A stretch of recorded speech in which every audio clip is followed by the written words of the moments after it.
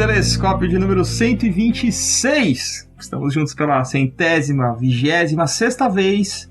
E eu dou as boas-vindas ao time clássico do Telescópio, relembrando bons e velhos tempos de quando o Brasil ainda não estava à beira de uma ditadura e as pessoas ainda eram um pouquinho mais inteligentes.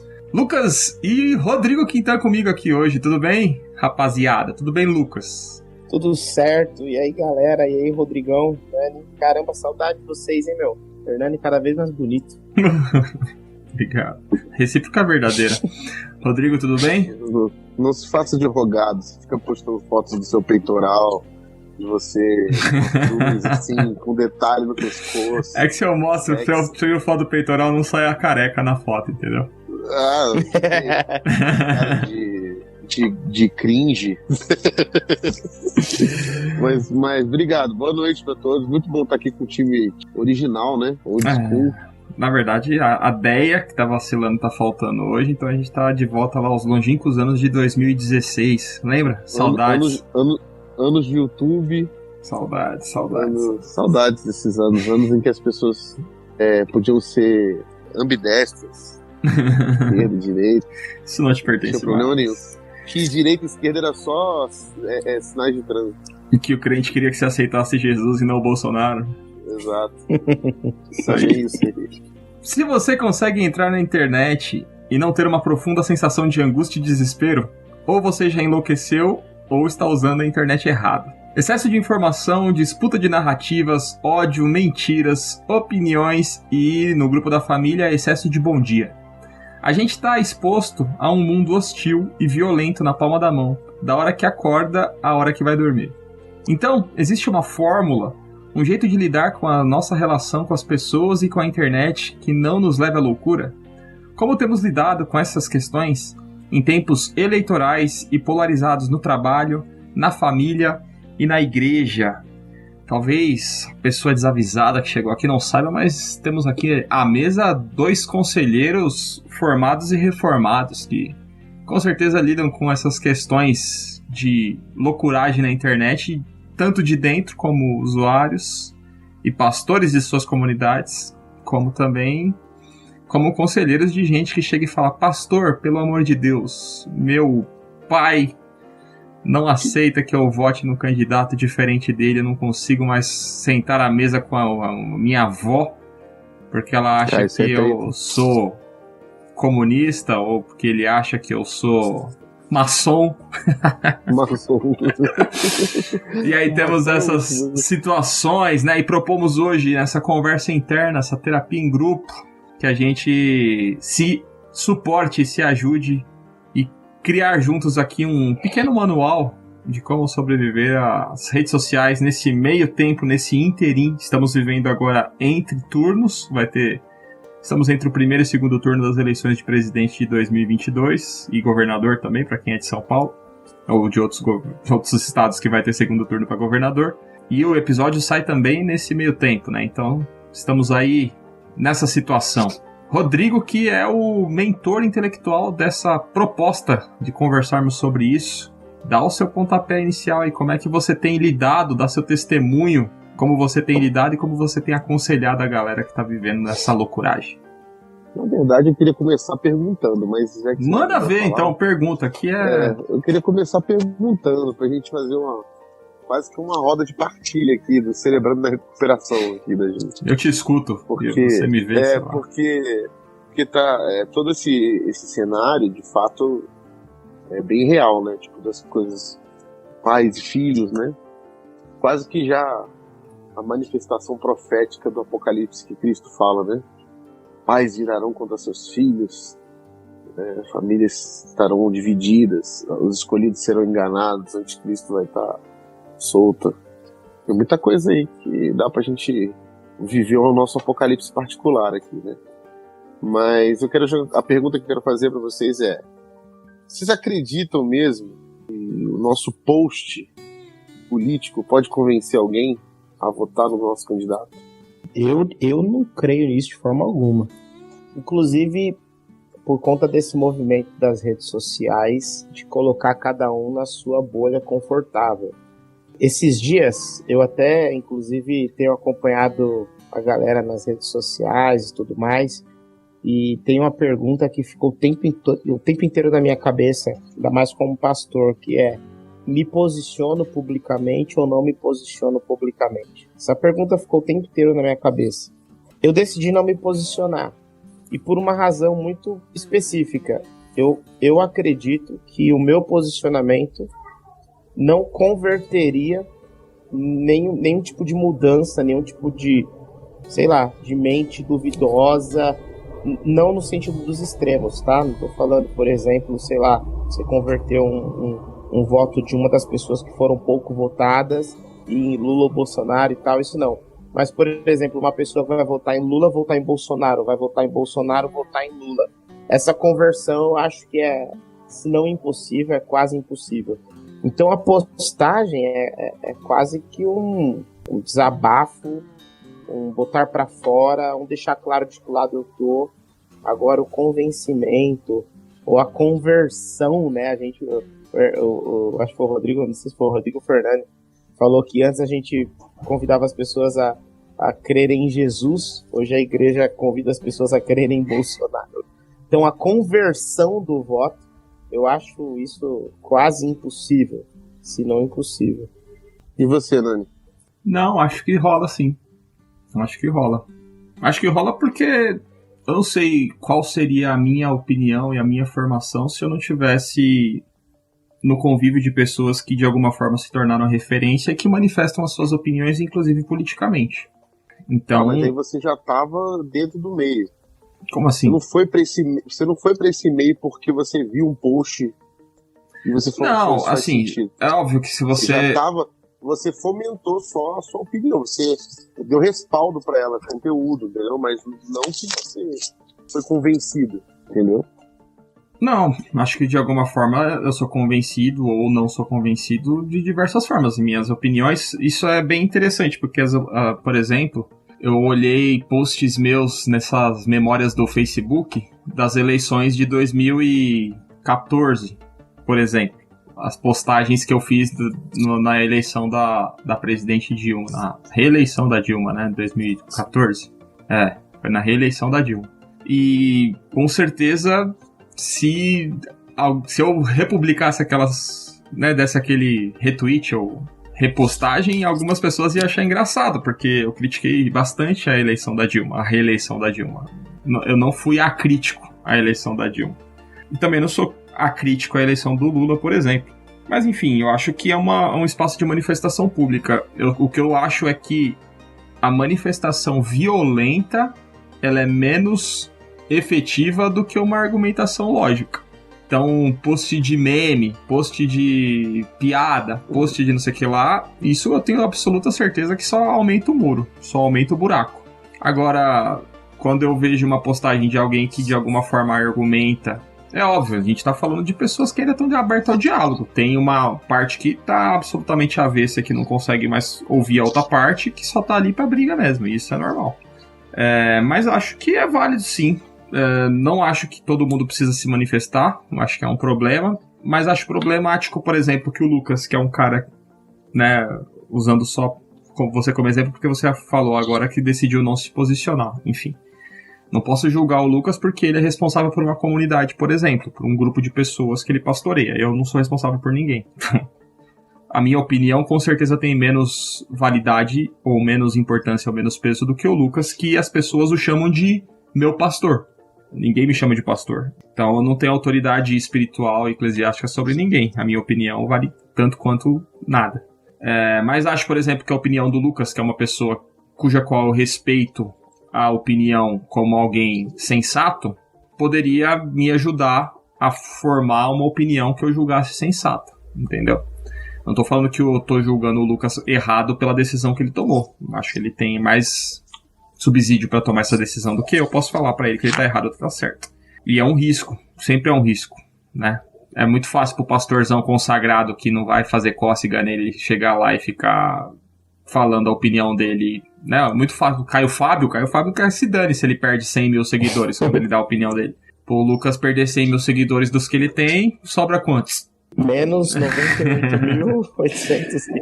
Mas eu acho que essas pessoas, e infelizmente a gente perde a oportunidade de ouvir a opinião dessas pessoas, justamente pela violência que está aberta nas redes sociais.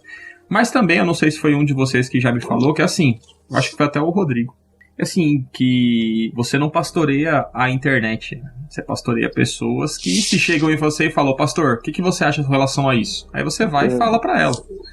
É isso. Se a pessoa está interessada na sua opinião, vai sentar com você e você amorosamente vai conseguir dialogar com ela, é muito mais efetivo do que você ficar julgando e jogando as coisas na internet. Então é uma posição muito delicada mesmo. Mas eu acho que é efetivo, sim. Acho que... Nani, uma coisa que rolou muito esse ano, pra mim, que foi diferente, foi que, diferente das últimas eleições, eu tive muitas rodas de conversa sobre o momento do país, sobre as eleições, sobre em quem votar, os porquês e tal. Eu falei disso com muita gente, pessoalmente, família, igreja e afins. Mas eu não tive um posicionamento público nas redes sociais, especificamente falando, e nem no púlpito da igreja. Primeiro, não no púlpito, por conta de todos os cuidados que... inclusive, uma coisa que eu acho que é legal ressaltar. Eu fui convidado para alguns movimentos, o Rodrigo, salvo engano, também foi, para fazer parte de movimentos de encontro com pessoas, lideranças evangélicas que têm um posicionamento que a gente considera mais correto, mais arejado e etc. E eu fiquei mega à vontade de ser convidado para esses encontros e fui convidado para outros encontros para eu arrastar uma juventude evangélica junto comigo para esses outros encontros.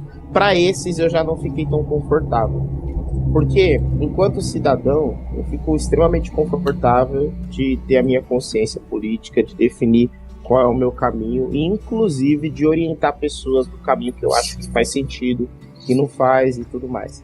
Agora, na posição de pastor, e aqui não estou falando de uma posição institucional, de um CNPJ e etc., estou falando mesmo de uma posição de alguém que é visto como algum tipo de guia, e para mim, eu não tenho essa consciência a respeito de mim mesmo, mas eu sei que as pessoas têm respeito às consciências das outras pessoas. Eu não me sinto à vontade de dizer assim, galera, vem para cá, a gente vai fazer um movimento que é defendendo desse lado aqui, vamos participar e tal, e não fiquei confortável de fazer isso. E aí eu me abstive de me posicionar publicamente em rede social e de púlpito, e conversei com pessoas próximas que queriam saber minha opinião no privado e no particular. E eu entendo o Nani discordar de mim, porque eu nem eu sei se concordo comigo.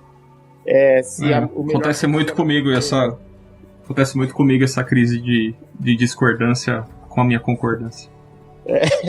Por exemplo, eu vejo o pastor Antônio Carlos Costa, eu vejo ele se posicionando e eu fico assim, meu Deus, eu queria ter gravado um vídeo desse. Aí eu vejo algum outro pastor dizendo assim, não vou me posicionar porque eu entendi que o meu propósito e o meu ministério é o ministério da reconciliação. E no pós-eleição nós precisaremos juntar os cacos do Brasil. E aqueles que se posicionaram não conseguirão ajudar nesse juntar cacos do Brasil. Aí eu fico, eu queria ter dito isso aí. E aí eu fico, meu Deus, que tipo de figura eu gostaria de ser e tal. Então é uma crise constante. Eu acabei optando por esse lado do não posicionamento público para que eu consiga atuar como um agente na reconciliação. Agora, se essa é a melhor posição ou não, eu confesso que é uma dúvida sincera que tenho também. Por isso que entendo o olhar do Nani. Cara, é tão complexo isso, né? Porque, como eu falei, tipo, por exemplo, as ovelhas do Lucas lá, a juventude que o Lucas lidera. Com certeza, eles estão expostos a outras lideranças e opiniões que não têm esse zelo, né? Então, vamos supor, o garotinho lá que é da adolescente ou jovem lá, que é a ovelha do Lucas ou do Rodrigo. Tem nessas lideranças, óbvio, uma referência. Só que ao mesmo tempo ele segue como é aquele doido da Lagoinha lá, que eu sempre esqueço o nome? André Valadão. O André Valadão. Escolhe um e fala. Então, ele segue... Não, é porque o André Valadão ele tem aquela desgraça daquela caixinha de pergunta que ele fica respondendo. Então ele segue o André Valadão. Ao mesmo tempo ele segue o Davis Leonardo. Aí ele segue o Silas Malafaia. O Malafaia já, mais o old school é a tiazinha da MCA que vai seguir. Mas vai seguir o Rina, segue o apóstolo Rina. Aí ele segue essa galera e essa galera não tem pudor nenhum, né? Uhum. E essa molecada, ela não tem a maturidade de entender que aquilo ali... Isso dói demais, cara. Ver a igreja só como instrumento de manipulação política. Agora, nesse mês, ela tá resumida a isso. Né? Antes ela tava envolvida. Agora ela tá resumida. E essa galera, ela tá exposta de uma maneira sem filtro, né? Então, mas aí eu acho que entram outros porém. Por exemplo, eu me abstive das redes sociais, né? E de me posicionar politicamente nas redes sociais e política eleitoralmente, né? Porque politicamente a gente não se abstém nunca, mas assim, de maneira eleitoral sim, e também no púlpito, na rede social, porque eu não tenho, eu não acho que a gente consiga converter ninguém ao posicionamento político, eu não acho que isso é possível. Talvez trazer mais conteúdo, fomentar ou ajudar as pessoas que já estão inclinadas para aquela opinião, eu acho que isso sim. Agora, você converter, tirar a pessoa de uma rota e botar em outra pela internet, eu não vejo como possibilidade, eu não acho que isso é possível. E pastoralmente falando, porque eu entendo que a minha função na igreja é manter a unidade da igreja. E para manter a unidade da igreja, numa igreja que tem gregos e troianos, eu preciso me abster, preciso manter aquilo que a minha democracia diz, que o meu voto é secreto. Porque senão eu posso causar não que eu vou causar um monte de gente sendo influenciada por mim a votar na pessoa, mas o contrário. Na verdade, o pessoal de A não vai gostar de mim porque eu falei que eu voto em B, e o pessoal de B vai gostar de mim. E aí, se eu falar que voto em A, o pessoal de A gosta de mim, o pessoal de B não gosta mais. Então, como eu pastoreio A e B, então eu preciso manter meu voto secreto e para manter a unidade da igreja. E daí entra na fala do Lucas também. A igreja também tem essa identidade, né? De você também ser um lugar de acolhimento, de tudo mais. Então, na mesa de Jesus tinha zelote e tinha publicano. Jesus nunca falou que era mais zelote do que publicano, mas publicano do que zelote. Mas ele falou do que a igreja precisava falar, precisava ouvir. Então eu creio que pastoralmente isso é um posicionamento saudável para a igreja, como foi dito aí. Agora, isso não impede que eu aponte aquilo que está sendo feito errado. Então, por exemplo, nas minhas redes sociais eu tenho colocado de forma pastoral coisas em que eu vejo que ministerialmente estão incorretas, estão deturpadas. Então, por exemplo, essa galera aí que você falou, que está se posicionando, trazendo para o palanque, para o púlpito, dizendo que um lado é mais de Deus do que do outro, dizendo que tem que fazer isso, isso eu devo apontar como algo incorreto, algo que está divergente, que não deve ser feito. Agora, eu não posso, de maneira nenhuma, achar que o meu candidato, que eu vou votar, ele é melhor do que o outro, porque é mais cristão que o outro, que eu vou estar fazendo a mesma coisa. Né? Embora eu discorde de um candidato ou de outro, a gente tem no país hoje uma situação muito clara de divisão completa. Assim. A gente tem 50 e tantos milhões de um lado e 50 e tantos milhões do outro. Tem gente de todo tipo dos dois lados. Então, e agora a gente achar que a solução vai estar em um, não vai estar em outro, isso é uma questão muito pessoal. A minha opinião é que assim, a igreja tem que estar preparada para qualquer um que seja eleito. E não tem que estar preocupada com quem vai ser eleito. A gente está preocupada com a igreja, com a identidade da igreja. Isso pastoralmente falando. Então, assim, eu como pastor, eu entendo que eu tenho que estar preocupado com a identidade da igreja. A igreja se manter sóbria no meio disso tudo, porque ela vai ser necessária, ela precisa ser necessária nesse tempo. Agora, quem vai ser eleito no futuro, se é A ou B, isso aí não deve ser um medo que deve tomar meu coração. Essa é a minha opinião. Rodrigo, agora sim, nesse ponto, cara, eu confesso que eu já tenho muito medo de quem vai ser eleito. Eu tenho medo, eu tô apreensivo, coração pesado. Eu vejo... O medo não pode tomar o coração, foi o que eu falei. Mas tá tomando. O meu... tá tomando. Não deve, né? Não deveria. Tá tomando, eu fico apreensivo. Eu confesso que assim, eu só não trago isso mais à tona, essa conversa mais à tona e mais adiante, porque eu percebo que dentro do propósito estabelecido para minha vida e naquilo que eu posso, na mudança que eu posso propor, aquilo que eu posso de fato ser efetivo, etc., eu tenho ali 200, 250 pessoas para cuidar. Eu não conseguiria causar um efeito diferente nas eleições do Brasil, etc. Mas eu consigo causar um efeito na unidade da igreja, que é o que você falou. Isso sim eu consigo, na vida dessas 200 e poucas pessoas. É óbvio que eu creio que existe um lado certo e um errado, ou um lado menos errado do que outro. É claro que eu creio nisso. Claro que eu vejo os impactos de um determinado lado e do outro. Eu sei que a discussão não é ideológica partidária, não é sobre corrupção e etc. Só que eu tenho medo.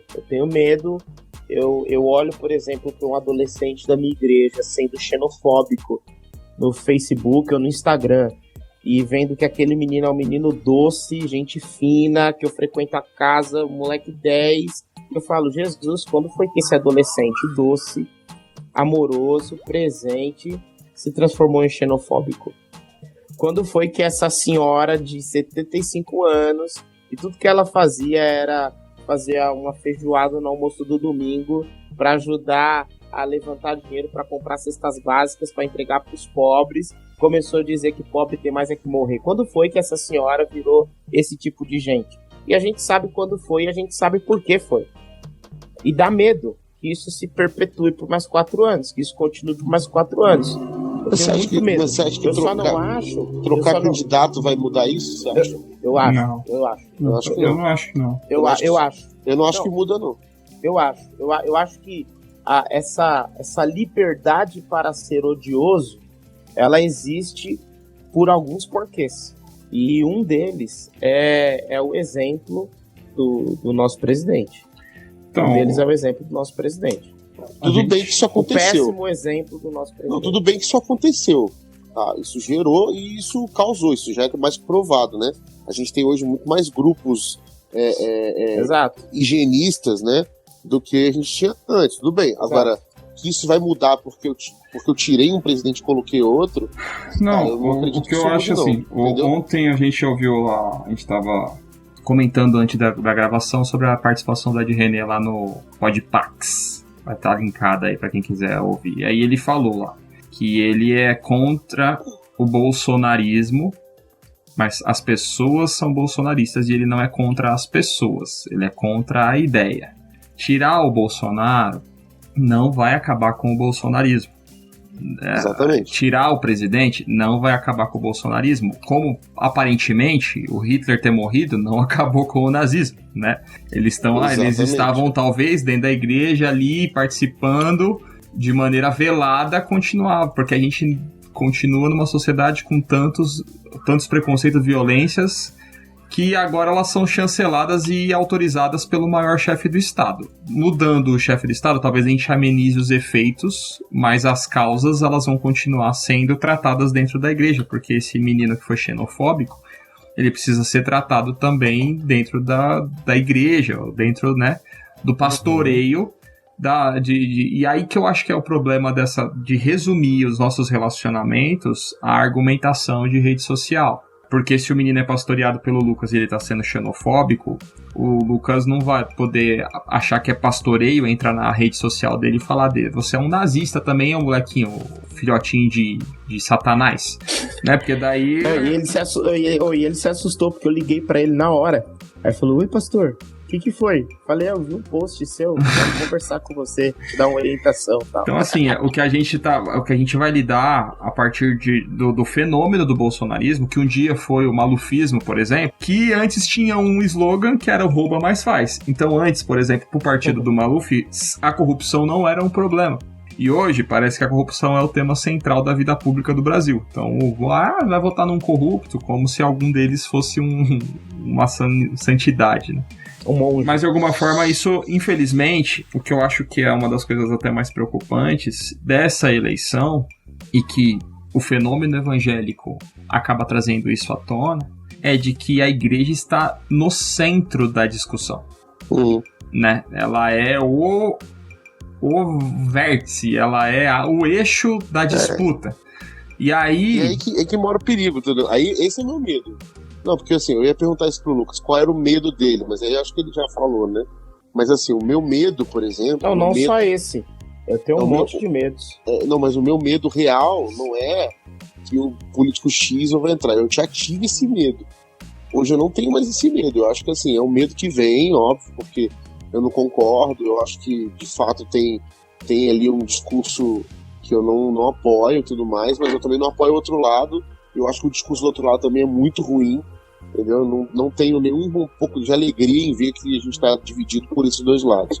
Mas o meu medo real, na verdade, é a igreja perder o seu sentido, a sua identidade. Perder o que ela nasceu para ser, que já deve estar perdendo, já está degringolando já.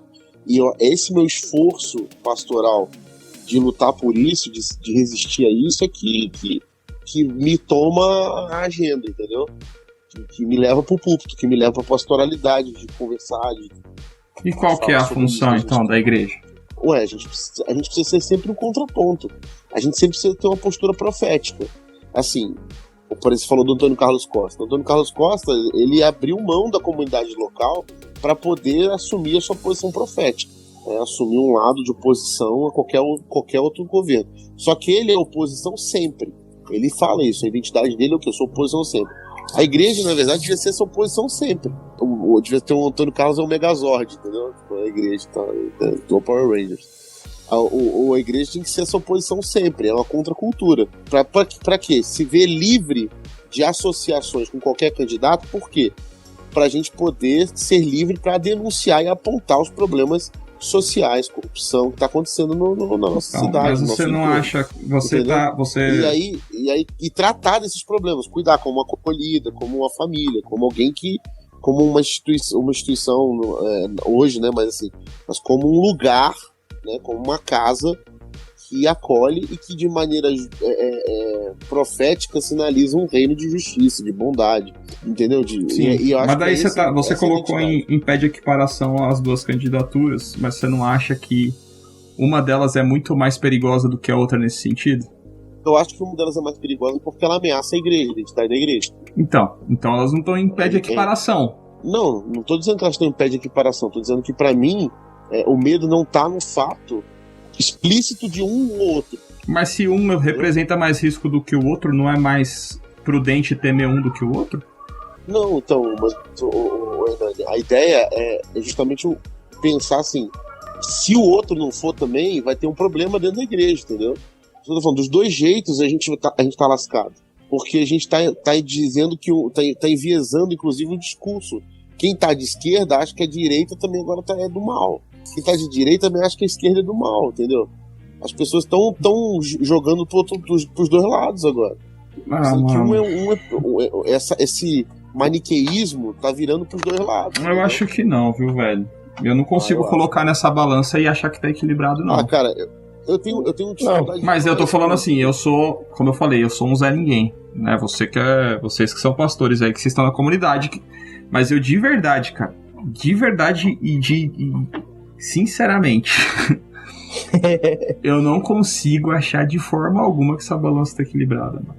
Não, e não tá, né? Assim, eu acho que um risco que a gente tá correndo agora é um risco que já é antigo, mas mais do que nunca a gente corre, é de, na tentativa de deixar claro que os lados são ruins, a gente tem que tomar cuidado para não fazer equiparação entre direita e esquerda, entre aspas, direita e esquerda, tá? Muitas aspas aqui, entre Lula e Bolsonaro, e dizer que ambos são ruins para a igreja e tal.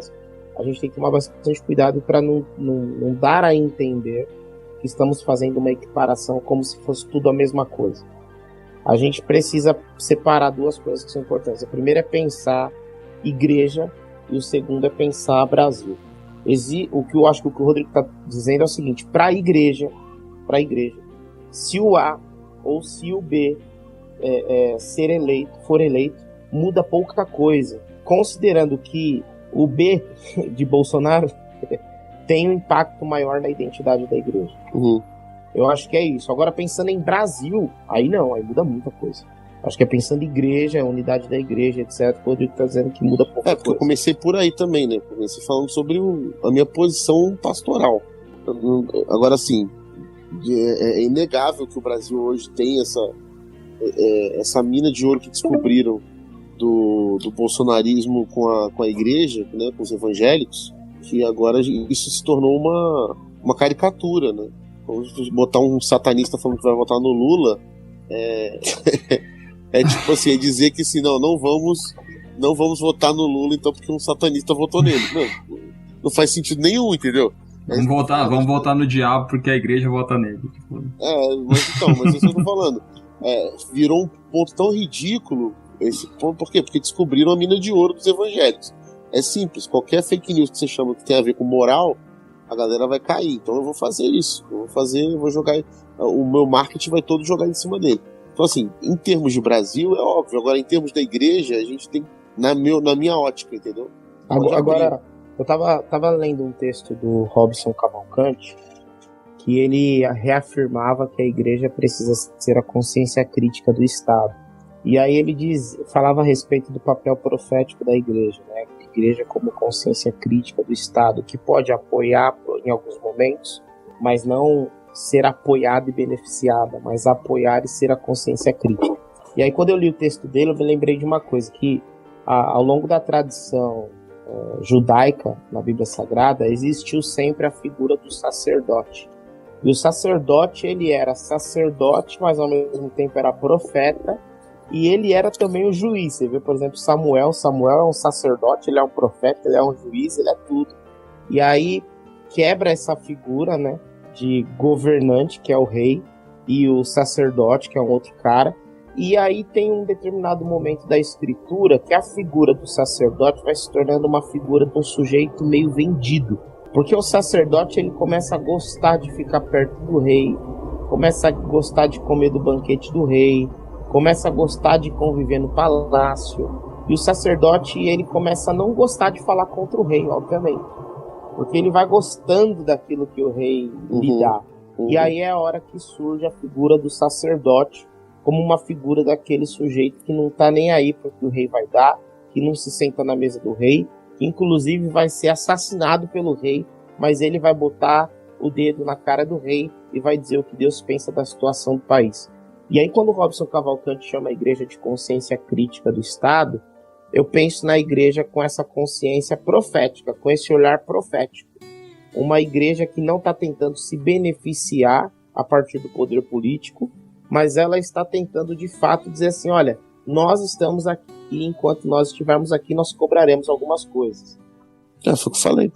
E aí, foi exatamente isso. E aí, onde eu vejo que a igreja se perde? Primeiro, a igreja adora o poder, então ao invés dela exercer um papel profético, ela exerce um papel sacerdotal, ela vai fazendo carinho no rei, dizendo, olha, esse rei é bom, esse rei é o certo, e já não aponta mais as mazelas do rei, porque ela gostou de se assentar à mesa do rei, e ela perde a sua função profética porque não quer ter sua cabeça cortada. Para os cristãos que estão nessa posição de sacerdote, o grande risco é você ter a cabeça cortada. E o que eles não percebem é que o grande risco, na verdade, para a igreja é ela estar do lado do poder, porque na história, e aí agora falando do Novo Testamento, depois da vinda de Jesus, todas as vezes que a igreja ficou do lado do poder, a igreja morreu. Morreu não, a igreja mingou. Porque morreu ela não morreu, ela matou, na verdade. Ela matou, ela mingou. Ela perdeu a sua função profética. Perdeu sua função profética. E aí, o que a gente precisa entender é, o grande risco da igreja não é perder o lugar na mesa do rei. O grande risco da igreja é perder o seu lugar profético e minguar. E minguar porque se aproximou de mais do poder. Aquele livro do Jim Peterson, né?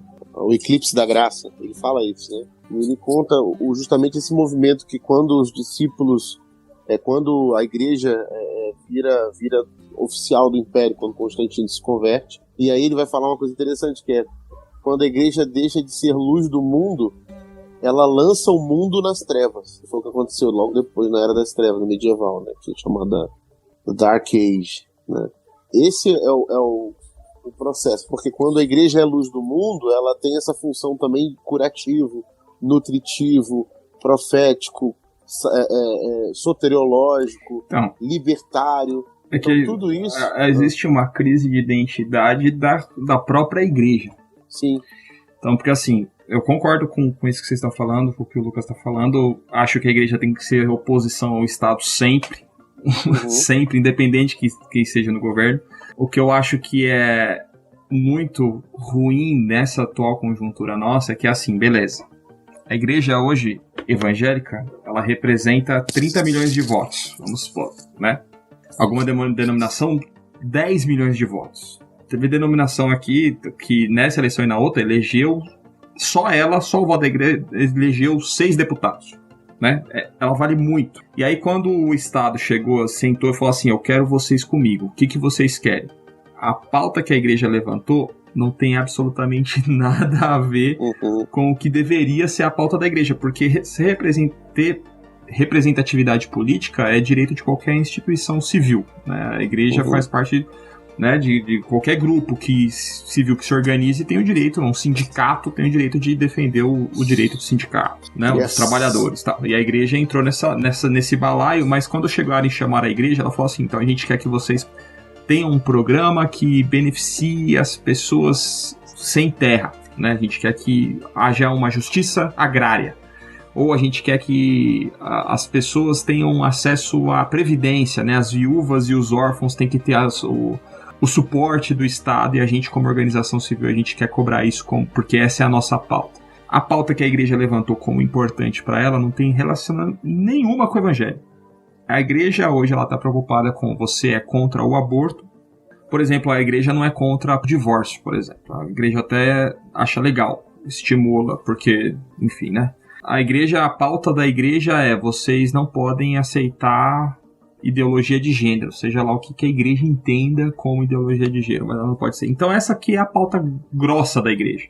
A igreja ela não tem nenhuma relação com o bem-estar social, com o bem-estar, assim, vocês querem benefício para a igreja, mas se puder quebrar o terreiro de macumba, quebra o terreiro de macumba também, porque a gente não quer que isso aqui, porque o Brasil é do Senhor Jesus.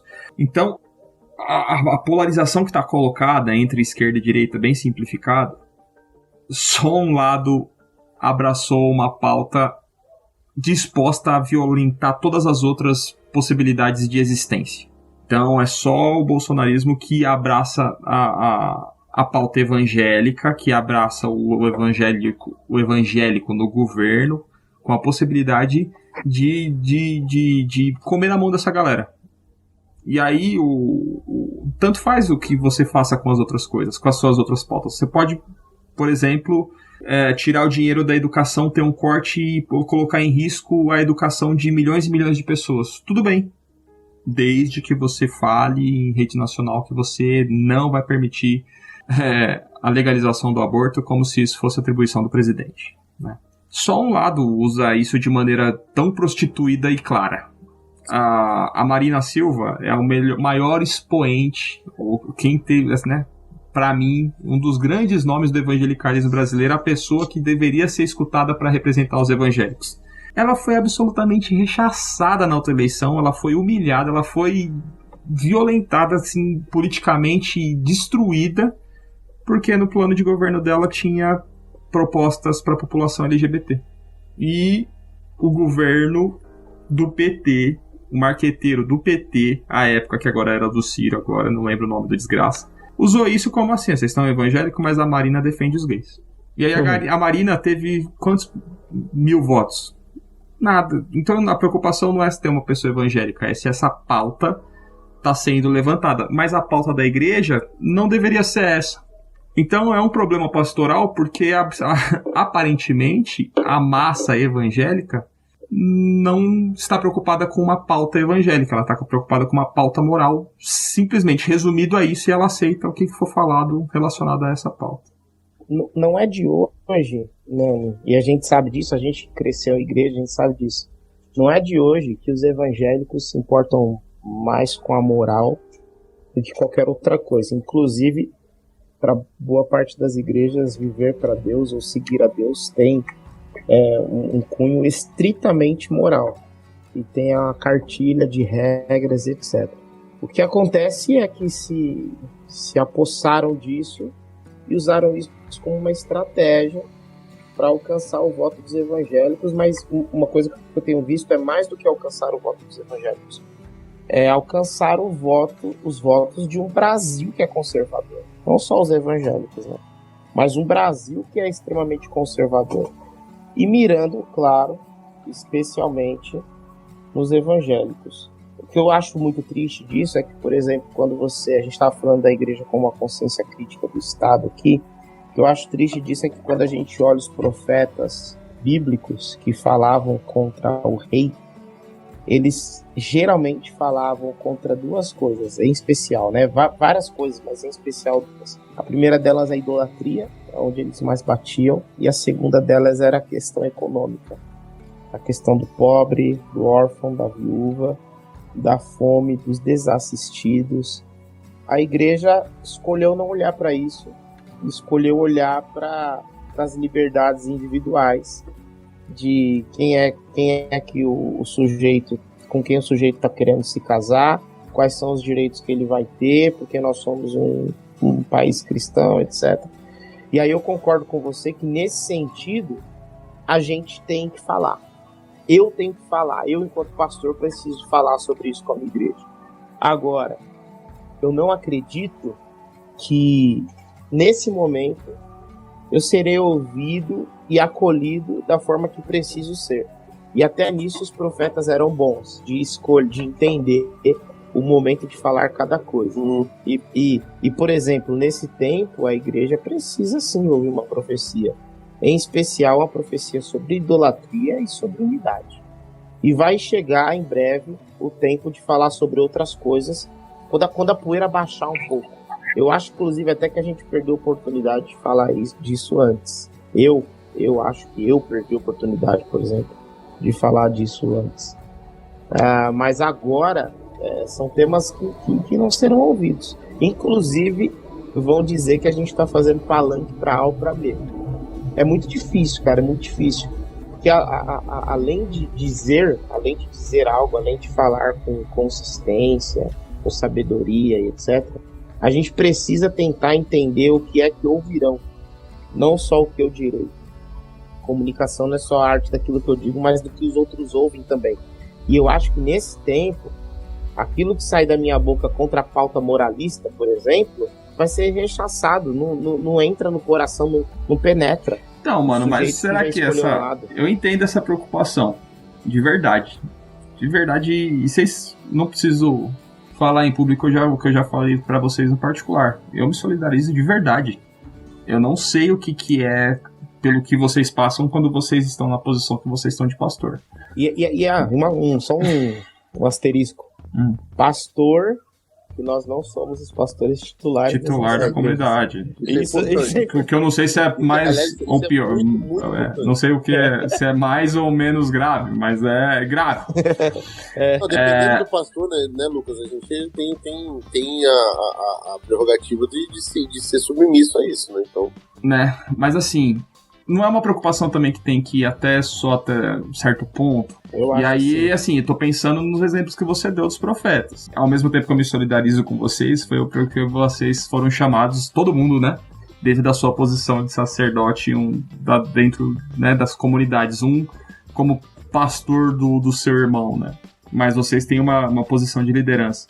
Mas assim, Jesus, ele tava andando com o alvo pendurado no peito o tempo todo. Ele entrou chutando o pau da barraca na igreja sem muita preocupação se a pessoa que estava tendo a barraca chutada, ela ia acreditar nele e seguir ele de bom grado porque ele estava sendo de bom coração. Existem limites, né? Tô colocando assim, existem limites. Uhum. Então, mas é isso, a pauta de Jesus não era política ali. Não, de forma nenhuma. O que eu tô falando é da pauta... Eu tô falando da pauta do evangelho, não tô falando da pauta política não, porque, por exemplo, a gente poderia chegar e dentro talvez faltou um pouco de crítica da igreja, politicamente, para se posicionar antes nos outros governos, dentro da corrupção que houve no governo do PT, por exemplo, né? A gente teve pastores que se associaram ao governo do PT de uma maneira que eu acho que não foi saudável, né? Por exemplo, o Ari, que é um cara que eu admiro, eu não gostava da posição que ele assumia com relação ao governo do PT. O Ari do bem, né? Não o Ari Júnior. Qual que é o Ari? Ariovaldo Ramos. O Ari Júnior, um abraço para o Ari Júnior. Esse aí já tá no limbo, né? Mas enfim, o Ari legal. Mas assim, ele não tinha a preocupação, principalmente com as lideranças, e aí é a questão de profecia. Porra, você acha que o Natan chegar na cara do Davi e falar assim, ô Davi, você tá cagado, mano. Você tá pegando a mulher, você assassinou o marido, dá pra ficar com ela. Você acha que ele chegou lá de boas, assim, porra, o Davi vai me abraçar aqui, vai falar realmente, aqui Davi era o homem segundo o coração de Deus e graças a isso ele rasgou as vestes e se arrependeu. Mas Davi podia muito bem falar, sério, mano? Esquarteja esse maluco aqui, porque ele tá falando com o rei, ele não sabe com quem que ele tá falando. A posição de profeta te coloca necessariamente em risco. Sim. Se você não está em risco relacionado ao status quo, não sei que sei lá onde a pessoa vive, na Noruega. Isso que o Lucas falou é muito importante, porque esse time pro profeta, inclusive, é importante. Porque, por exemplo, se Ananias vai pregar o evangelho para Paulo antes de Jesus ter falado com ele, dá ruim pro Ananias, entendeu? Natan demorou 9 meses pra falar com Davi. Então assim, tipo... Eu sei, mas aí é posição... Mas Estevão falou e foi pro saco. Não, sim, mas Estevão pagou o preço errado. Tá errado, aí a culpa foi de Estevão, né? Então dá uma segurada aqui. Não, mas cara, ele assumiu um posicionamento. Né? Pedro e João, eles foram confrontados, igual Jesus foi confrontado pelo Sinédrio. Inclusive, Caifás, que era o cara que tinha matado Jesus pelo Sinédrio, tava lá no julgamento de Pedro e João, e Pedro e João enfrentaram o Caifás. E Caifás mandou eles falar assim: vocês não vão falar mais nada, vão ficar quietinhos. Não, a gente vai falar, a gente não pode deixar de falar o que a gente viu, ouviu. E acabou, mano, entendeu? E foi assim que foi. Então assim, por quê? Porque tem coisa, aquilo que eu falei no início, quando eu falei sobre isso que a gente está conversando agora, que a igreja tem um papel profético, que ela tem que ser oposição, que ela tem que sempre apresentar uma contracultura, a cultura do reino e tudo mais. Eu também falei que isso não significa que a gente vai escalar a toda e qualquer coisa. Quando se trata ferir o que a gente entende do evangelho, no reino, dos valores do reino, a gente tem que se colocar, se posicionar. E isso eu tenho feito, inclusive em rede social, compartilhando qualquer pastoralidade que faça isso, ou escrevendo qualquer coisa que fale o absurdo que a gente está vivendo numa época de pastores vendendo e negociando a fé por causa dessa sanha pelo poder. Então, assim, isso é uma coisa que a gente pode denunciar. E eu denuncio isso, inclusive, de púlpito. A igreja não tem nada nada com poder, entendeu? A gente nunca deveria ter se relacionado a isso. Nunca antes na história desse país. Inclusive, Jesus alerta sobre isso. A gente não tá aqui. Ele fala, né? Vocês não foram chamados para governar. Vocês foram chamados para servir. E essa é a identidade da igreja. A gente é reconhecido pelo amor, pelo serviço. Né? Então, quando tudo que fere isso, a gente precisa se levantar. Né, com pastores também, que ensinam, que exortam e tudo mais. Então não é uma exortação política, por isso que eu falei. Jesus, quando ele vai quebrar todo o templo, ele está fazendo isso porque está se ferindo algo grave ali em relação ao evangelho, em relação às coisas de Deus, e explorando pessoas, usando o comércio de maneira corrupta para poder tirar do pobre e negociar sacrifício e tudo mais, ou seja, havia um problema muito grave ali diante da fé, e que Jesus chegou e saiu quebrando tudo. Então, assim, quando se trata de algo que fere o reino, né, fere o que a gente está fazendo, a gente precisa realmente se levantar contra. Então, por exemplo, o Lucas viu um caso de xenofobia. Mano, você está ferindo claramente um princípio do reino. Quem é discípulo de Jesus? Meu irmão, você está errado, entendeu? Você pode fazer o que você quiser, você pode votar em quem você quiser. Agora, você não pode ferir seu irmão. Você não pode atacar o seu irmão, entendeu? Uma coisa que eu aprendi eu tô tentando lembrar o nome do autor, não vou lembrar. Tem um autor que ele dizia assim, acho que o Rodrigo vai lembrar. Ele dizia que profeta é aquele que sente o peso do coração de Deus, e após sentir o peso do coração de Deus, ele fala com o povo. Deus não coloca necessariamente as palavras na boca dele, mas coloca o peso do seu coração. E uma coisa que eu tenho pensado muito nesse tempo é o que do coração de Deus que está ecoando no meu coração para que eu fale à igreja, que não é minha, é de Deus, a igreja de Jesus. E tem algumas coisas que têm gritado em mim. Tem coisas que têm pesado no meu coração que um dia não pesaram tanto, e outras coisas realmente, assim, eu preciso ser sincero, não tem pesado no meu coração. E não é que eu estou dizendo que não são coisas necessárias de serem profetizadas. O que eu estou dizendo é que não tem pesado no meu coração. Algumas coisas que têm pesado, em especial nesse momento, e depois eu até queria ouvir o Rodrigo sobre isso, sobre tempo de profetizar o quê, né? Coisas que têm pesado no meu coração sobre o que é tempo de profetizar primeiro, unidade da igreja. Unidade da igreja, primeiro ponto. Segundo ponto, idolatria na igreja. Esse movimento político partidário de endeusar um determinado político em detrimento de outros e dizer essa é a solução para o país, ele vai defender o que Deus defenderia e tal, isso é maligno, é diabólico, isso é satânico. Então, profetizar contra isso. E o terceiro ponto que tem surgido no meu coração o tempo inteiro é o olhar para os vulneráveis, o olhar para o pobre, o olhar para o preto, o olhar para o gay, o olhar para o vulnerável.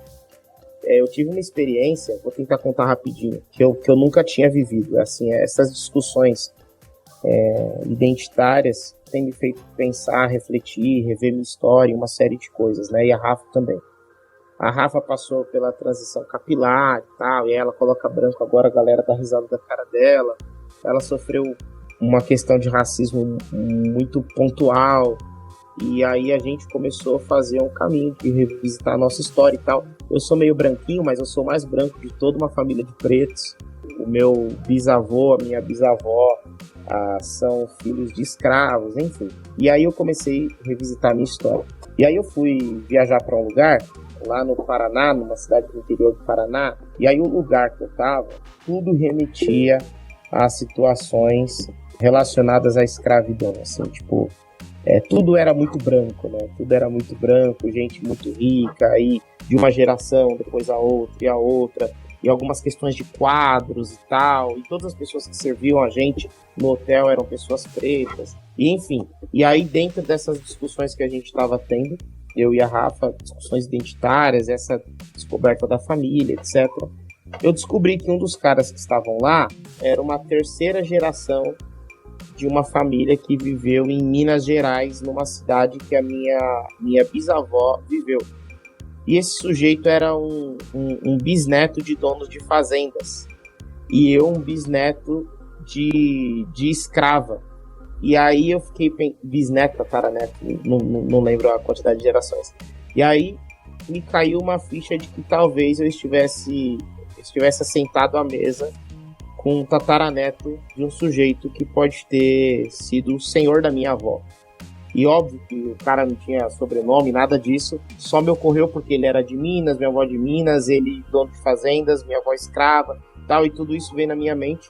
E eu tive uma crise durante a viagem por uma coisa que provavelmente nem aconteceu. Foi só uma questão de identificar o lugar, aquilo mexeu com a minha cabeça, o sujeito ali, eu pensei nisso e tal. E essas coisas mexeram com o meu coração de uma forma que nunca tinham mexido antes. De uma forma que eu cheguei no quarto e comecei a pesquisar sobre ele, pesquisar um monte de coisa, para ver se tinha a ver. No final das contas eu vi que não tinha nada a ver. Por que eu tô dizendo isso? Porque nesse dia, o sentimento que veio no meu coração foi: os escravos daquela época, eles não tiveram nem a condição de saber que estavam sendo humilhados e de sentir raiva, nem que fosse para, em um dado momento, virar o jogo, perdoar aqueles que lhes fizeram mal. Tipo Rua Azul, assim, sabe? Negócio bem caricato. Eles não tiveram nem a oportunidade de perceber que estavam tratando eles com indignidade, tratando eles como inferiores, como animais, para que se revoltassem, se rebelassem, quem sabe um dia perdoassem. Eles não tiveram nessa oportunidade, porque eles já eram colocados no lugar de subgente. Nesse dia eu senti isso tudo no meu coração, numa situação que não necessariamente estava sugerindo isso para mim. E nesse dia eu entendi, Deus está me dizendo alguma coisa aqui. Deus está falando alguma coisa comigo aqui. Porque eu realmente fiquei mal o resto da viagem, não consegui nem aproveitar o hotel ou nada disso. Porque esse negócio ficou batendo na minha cabeça. O que eu estou querendo dizer existem coisas que o Espírito de Deus ele vai soprando no coração dos seus profetas. E quando ele sopra, o profeta tem a obrigação de falar. Mas também tem muita gente querendo falar aquilo que o Espírito não soprou. E a gente tem que tomar muito cuidado com isso. Porque o peso do coração de Deus está no coração do profeta. E se o peso do coração de Deus está no coração do profeta, o profeta tem que falar, independente se isso vai custar a sua cabeça ou não. Agora, quem define a pauta do profeta é Deus e o profeta que sabe aquilo que está no seu coração. E às vezes isso surge em situações inusitadas, como surgiu nesse dia aí comigo, que foi quando eu comecei a olhar para essas questões das minorias, das questões identitárias e etc. E falei sobre isso. púlpito e tal. Enfim, era só um testemunho de algo que aconteceu comigo. Agora, um meia-culpa também, pra não dizer que eu não falei das flores, e nem que eu tô do lado 100% certo, né? Não acho que nada do evangelho é descartável, e nem que uma coisa é mais importante do que a outra. E uma parada que eu tenho que trabalhar no meu coração é a disponibilidade em perdoar, virar outra face e continuar caminhando com essa galera que tá doidona. Assim, não acho que a minha obrigação, por exemplo, é ser amigo dessas pessoas em rede social. Excluo sem dó e nem dor na consciência. Não acho que rede social é a minha comunidade, é a minha cidade, são as pessoas com... Minha rede social é a rede social, é o universo, é a bolha. Mas eu tenho certeza que vai ser difícil pra mim. A disposição, primeiro em virar outra face e tá disponível para que a pessoa agrida novamente e não mudar de posicionamento, tá disposto a continuar falando e sendo agredido por essas pessoas. E a disposição de que, mesmo que a pessoa não concorde, tá disposto a perdoar e seguir caminhando com essas pessoas como eu acho que Cristo ordenou que a gente fizesse, né? Não acho que a gente tem que aceitar coisas inaceitáveis. Mas acho que tem gente boa, por exemplo, que vota no Bolsonaro. Não acho que é só gente maluca, não é só gente... Não é só gente racista, não acho que só tem gente nazista, não acho que é só gente violenta. Acho que tem gente boa que vota no Bolsonaro. Tem um monte de tio meu que eu amo aí que tá votando no Bolsonaro. Posta a bandeirinha do Brasil na lágrima. Tem gente boa fazendo isso, entendeu? Eu não sou o dono da razão e essa galera não tá condenada aos 7 infernos, né? Só o líder deles. Mas enfim, acho que também tem esse meia-culpa, sabe? E enquanto a gente não aprender a perdoar e tratar como irmão e estender a mão pra continuar a caminhada, vai ser muito difícil que a gente seja promotor da reconciliação. Então eu não acho que o caminho pra reconciliação é abrir mão da profecia, né? Nem acho que tem que ser uma preocupação do profeta, né? Às vezes o papel do profeta é chorar e lamentar pela desgraça, apontando a desgraça. Ah, Jerusalém que mata seus profetas. Jesus chora ali, olha para Jerusalém e tá indo lá morrer. Mas tá chorando, porque ele sabe. Jeremias olha lá e chora pela desgraça. Enfim. O profeta que senta na mesa do rei e vive feliz não é profeta, como o Lucas fala.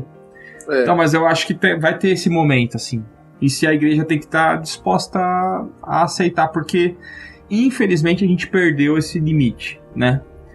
Eu falei, meus tios, por exemplo, a gente tem uma convivência de rede social no grupo da família porque estabeleceu-se um limite, falou, não vai falar-se de política, foi na eleição passada, inclusive, ou não, foi no meio da pandemia, não vai falar-se de política, se falar de política eu saio do grupo. Não, nossa família é mais importante, se a família é mais importante não vai falar-se sobre isso aqui. Então até agora tem respeitado, a gente já vai pro segundo turno e ninguém falou. Fui bloqueado por uns tios e tudo mais, mas tudo bem. Porque a família, existe um laço que é mais importante do que eu saber em quem a pessoa vota. A pessoa continua sendo minha tia, sendo meu tio, e eu continuo amando ou a amando, independente de quem ela vota. O meu irmão, confessa a Jesus, talvez eu tenha que exortá-lo e pastoralmente mostrar no que ele tá errado. Tá sendo xenofóbico, irmão. Você não pode falar que o nordestino é tudo burro analfabeto. Isso é xenofobia. Mas tem gente boa que vai votar no Bolsonaro, e embora eu não consiga enxergar quais são essas pessoas, não, tô zoando. Eu tenho que estar disposto a caminhar e virar outra face e não ter a síndrome do irmão mais velho, né? No fim das contas, o filho que tava lá comendo bolota com os porcos estava mais próximo de abraçar o pai do que o filho mais velho que nunca saiu da casa dele. Esse é o meia-culpa. Eu acho que hoje é pior a situação porque a gente conheceu que são 4 anos com o Bolsonaro, né? Na eleição passada, quando a gente viu o Bolsonaro e muita gente votou nele como um protesto ao PT, teve mais gente boa ainda que votou no Bolsonaro, né? Uhum. E é o pessoal que nem sabia o que viria pela frente, ou talvez pudesse imaginar, mas talvez não acreditou, né? Muita gente assim. A gente precisa dar tempo ao tempo. Tava lendo hoje na internet, das coisas boas que eu li, eu vi essa frase, né? Que a verdade ela é filha do tempo e não da autoridade. E eu acho que essa é a parada. A gente precisa ter calma, ter paciência. Tem que ter paciência. Tem muita coisa ruim acontecendo, obviamente, mas é isso. A gente sabia que as coisas não... É o que eu falei, eu passei por esses questionamentos e eu sempre encontro... A gente tá vendo agora as cartas de Apocalipse, né? A gente só encontra o caos, né, cara? Jesus batendo na porta das igrejas, as coisas nas igrejas tão irreconhecíveis, sabe? E o problema de Apocalipse, essas cartas das igrejas, são todas igrejas com muitos problemas, que perderam identidade, que perderam. E o fim dos tempos, ele é esse retrato, né, das coisas que vão se perdendo. E quando eu lia na Bíblia, por exemplo, em Apocalipse, que até os escolhidos seriam enganados, eu ficava assim, mano, como que pode? E que fala é essa, cara? Que fala é essa? Que diz que os escolhidos, até os escolhidos seriam enganados, cara. Como que isso... Como que isso é possível, entendeu? E hoje, por exemplo, vendo o cenário que a gente vê, apocalíptico, nossa, é muito possível, é muito possível. Você vê gente muito boa e cega, mas cega porque a gente se perdeu em valores mesmo. Então o meu exercício hoje, aliás, nosso tema enviesou total, mas assim, voltando um pouco para ele, o meu exercício hoje nas redes sociais é talvez, ao me deparar com fulano que eu amo, que eu tenho amizade, que eu vejo que tá se perdendo, de alguma forma ser profético para eles, chamar a atenção deles, exortar, apontar, não seria esse o caminho, você tá tomando um caminho diferente. E eu não me canso de fazer isso, eu sou chato, eu encho o saco até a pessoa me bloquear, se ela quiser. Mas eu vou no particular, eu vou no tete a tete, eu chamo para conversar, eu ligo, converso. E eu insisto até que a pessoa não queira mais, mas eu vou pontuar isso particularmente sempre com as pessoas que eu amo, que eu tenho diálogo para fazer. Porque eu não acredito nesse tomar lá da cá que virou a internet. Como você bem falou no início, né? Quando os posts ainda viram deboche, né? Eles ferem mais do que são relevantes. Aliás, não são nada relevantes, eles só ferem. Porque tem gente da nossa família que a gente ama que tá nesse círculo vicioso aí de informação, nessa bolha, e que não sabe mesmo, eles recebem outra coisa, recebem outro tipo de material, estão num outro tipo de algoritmo aí que a gente desconhece também. Furar as bolhas é difícil, inclusive a nossa é difícil também. E esse exercício de furar a bolha é um exercício doloroso também, porque a gente tem que ficar ouvindo, lendo, vendo coisas que são extremamente tóxicas. Mas toda vez que eu me deparo com algo que vai encontro aquilo que é um princípio nosso, não tem essa caminhada, mas, por exemplo, pastores, amigos meus, eu vejo, eu falo assim, cara, eu preciso alertar ele que o que ele tá fazendo não faz sentido nenhum, isso aí tá... E isso não tem a ver com candidato A ou B, isso tem a ver com fé, né? Tem a ver com reino. Então eu tenho feito esse exercício. Hoje o meu exercício é mais nos bastidores da internet, né? nas DMs, né? Os PVTs da vida, do que nos stories, reels, posts. Eu me limito a ficar nessa área assim e tento acertar quem eu sei que andou comigo, que tá comigo, que me ouve, que de alguma forma tem um caminho. E para mim é um exercício talvez de esperança também, acreditar que as pessoas têm ali aquilo que tem em mim, tá guardado, entendeu? A gente tem que ter esperança que é em Cristo, na verdade, porque real mesmo não vai, as coisas não são boas, as notícias do fim dos tempos, né? A gente tá vivendo um apocalipse, e esse apocalipse eu não sei até quando vai, mas é isso. Eu acho que a real é que a gente vai ter muita coisa ainda acontecer. Eu não acho, por isso que eu falo assim, eu não tenho essa esperança de que se mudar o governo as coisas vão melhorar. Talvez a gente mude algumas coisas por um tempo, a gente vai ter outras coisas por outro, mas a gente vai ter... o que é bom pra gente mesmo é Nova Jerusalém, irmão, que a cidade desse toca música. Com essa mensagem de amor e esperança, concluímos a nossa conversa. Lucas, quer acrescentar alguma coisa aí pra gente ir caminhando finalmente? Eu só quero dizer uma coisa, que nesse tempo todo eu tenho orado para que eu seja visto por Deus do lado certo, sabe? É uma oração bem sincera, assim, no meio de tanta discussão, de tanta briga, eu vejo muita gente com muita convicção de que tá certa, e a única coisa que eu me pergunto é, será que eu tô errado? Tá todo mundo tão certo. Será que eu tô do lado certo? E eu tenho orado com muita sinceridade a Deus para que Ele me dê discernimento, me dê sabedoria. E eu não digo do lado certo, do lado do Lula ou Bolsonaro, não.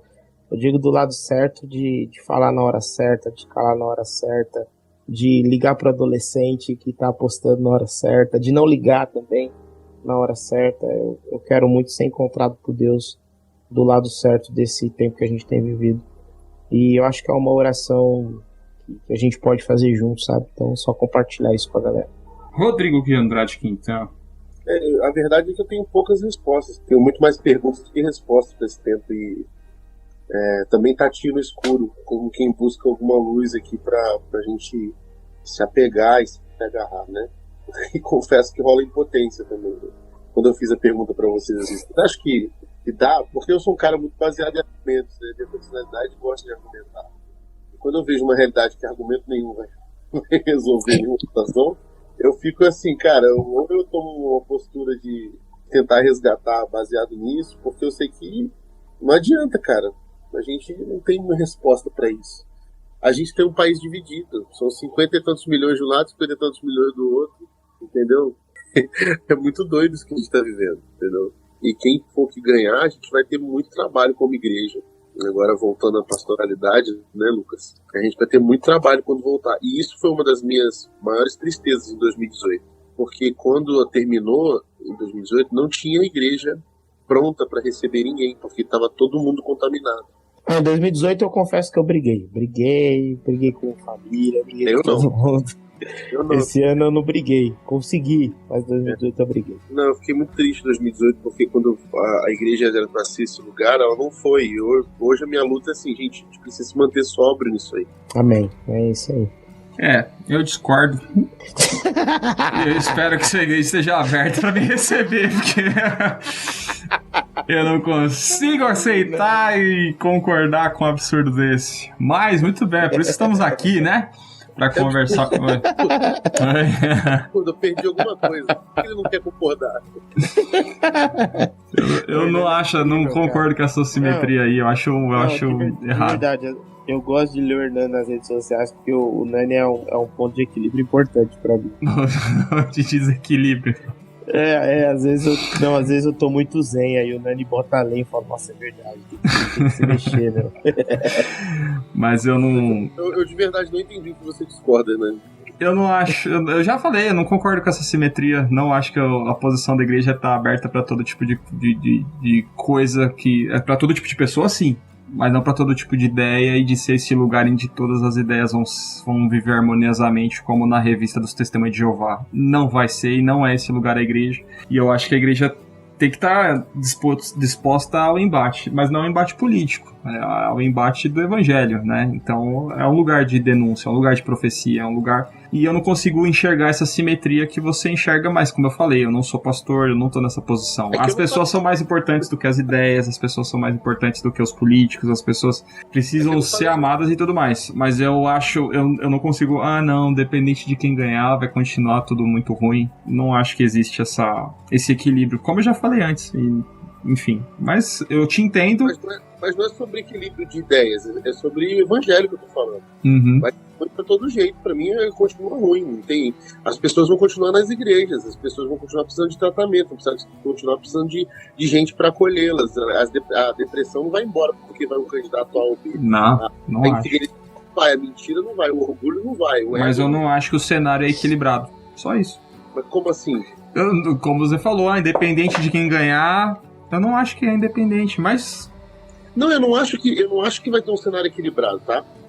Eu acho que, independente de quem ganhar, a gente tem que estar pronto. Sim, entendeu? Mas como o Lucas falou antes, não acho que é assim, se o Bolsonaro ganhar ou o Lula ganhar, no nosso caso de agora, tá? A gente pode ouvir esse programa em 2026 e tá em outra sinuca de bico como a gente tá agora. Como a gente tava em 2018 e parecia que não dava pra piorar, deu. Porque em 2018 às vezes valia o risco. Agora não vale mais, porque a gente já viu que não deu certo, mas as pessoas continuam insistindo.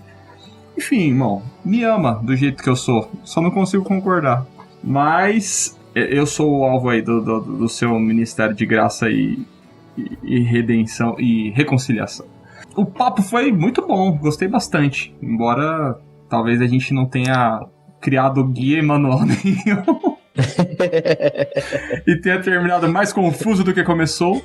Sempre é bom conversar com vocês, meus amigos. E peço que vocês nos sigam na rede social, se quiser também, não quiser, segue o Rodrigo e o Lucas, pelo menos, porque eles são pastores de gente boa. Mas se você seguir o canal Telescópio, a gente não vende telescópio, não sei qual é a lupa melhor para você observar Júpiter numa noite nublada, mas a gente todo dia 10 lança um episódio novo. Sigam também a Crentaços, @Crentaços. Mês que vem a gente volta. Até mais, telescópio, pés no chão, olhando pro alto. Tchau.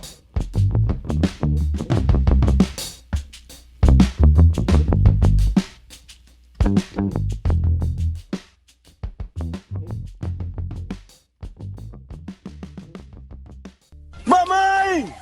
É Deus, mamãe!